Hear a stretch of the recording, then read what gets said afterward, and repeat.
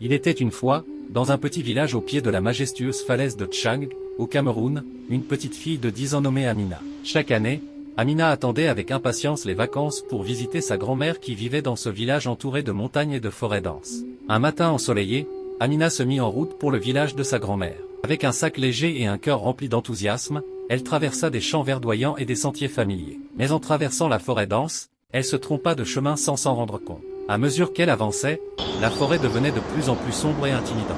Les arbres, autrefois accueillants, semblaient se refermer sur elle. Elle marchait sans fin, essayant de retrouver le chemin, mais la confusion s'installait dans son esprit. Le jour commença à décliner, et bientôt la nuit enveloppa la forêt d'un voile sombre. Amina, terrifiée, essaya d'appeler à l'aide, mais sa voix se perdit dans l'immensité de la forêt. Elle continuait de marcher, espérant trouver une sortie. La première nuit fut longue et glaciale.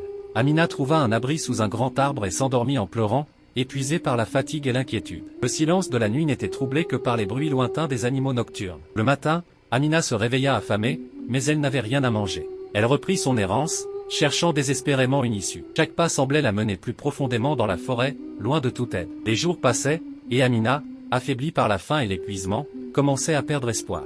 Elle marchait sans but, trébuchant parfois, son esprit hanté par des visions de sa famille qu'elle croyait ne jamais revoir. Troisième jour, alors qu'elle n'avait presque plus de force, Amina s'effondra au pied d'un grand arbre. Ses larmes avaient cessé de couler, et elle se sentait abandonnée par le monde. Elle ferma les yeux, prête à céder à la fatigue. C'est à ce moment-là qu'elle sentit une présence près d'elle. Elle ouvrit les yeux et vit un immense gorille la regardant avec des yeux doux. Effrayée au début, elle réalisa rapidement qu'il ne lui voulait aucun mal. Le gorille, comprenant la détresse d'Amina, lui tendit une main pleine de baies sauvages. Avec hésitation, elle prit les fruits et les mangea. Le gorille resta à ses côtés, veillant sur elle avec une bienveillance étonnante.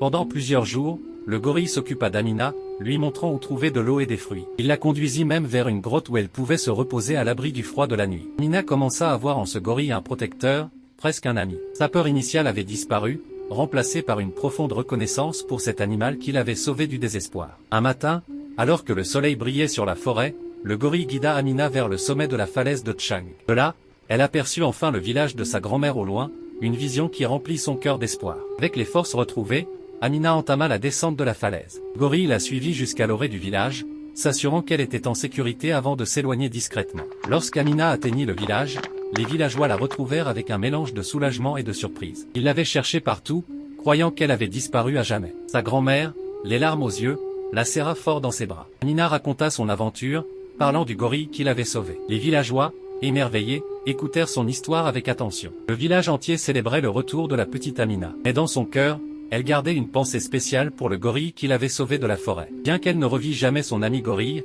elle savait qu'il veillait toujours quelque part dans la forêt de Tchang, tel un gardien bienveillant. Chaque fois qu'elle retournait au village, elle lançait un regard reconnaissant vers la forêt.